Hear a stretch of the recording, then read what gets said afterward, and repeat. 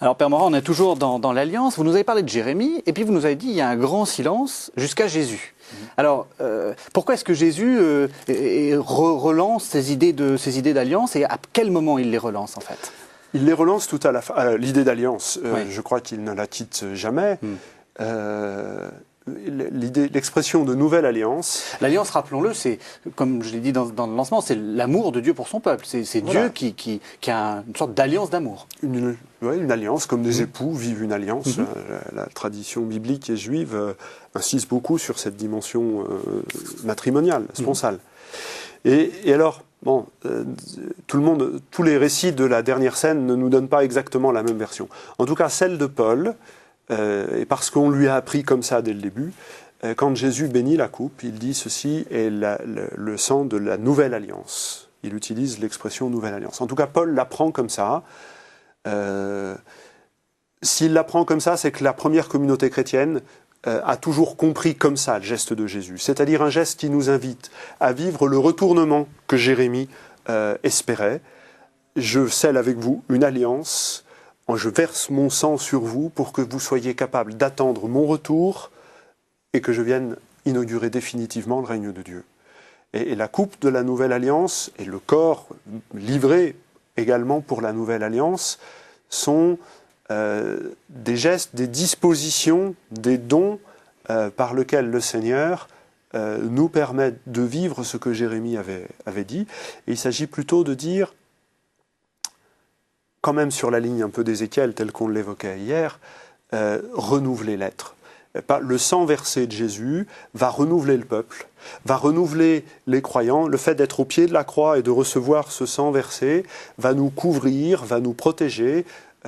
Paul développe cette image dans la lettre aux Romains au chapitre 3, plutôt à partir de la fête de Kippour que de la fête de Pâques, mais on voit bien quand même une continuité d'image pour dire que le sang du Christ vient vivifier les cœurs de pécheurs que nous sommes, vient nous renouveler, ainsi renouveler Israël dans l'alliance pour que le peuple d'Israël puisse vivre l'alliance et attendre le règne de Dieu. C'est donc pas un nouveau traité. Enfin, je veux dire, c'est pas un nouvel accord, un modus vivendi. C'est quelque chose de radicalement nouveau. C'est la signature du traité avec la croix, en bas de la page, signée avec le sang.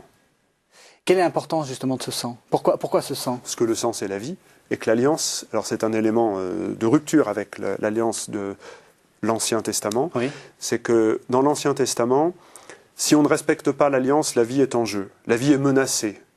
Dans le Nouveau Testament, c'est le contraire. La vie est donnée, l'alliance est en vue de la vie. Jésus donne sa vie pour que l'alliance nous donne la vie.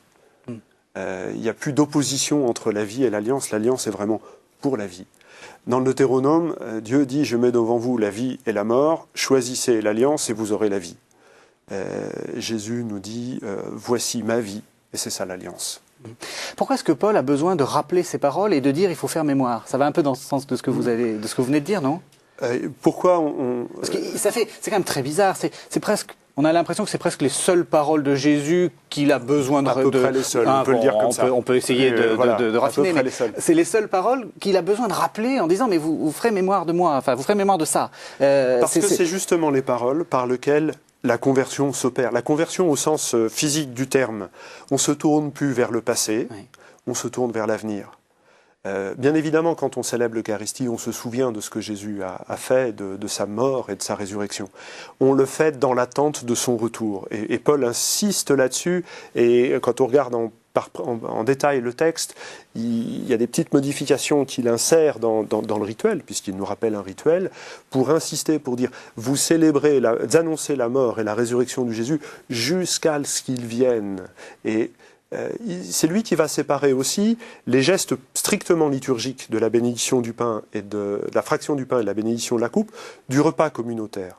Et cette liturgisation de la mémoire de Jésus veut donner une dimension d'eschatologique, une dimension de nous attendons celui qui vient. Et donc l'idée de nouveauté est vraiment en continuité avec Jérémie, là pour le point.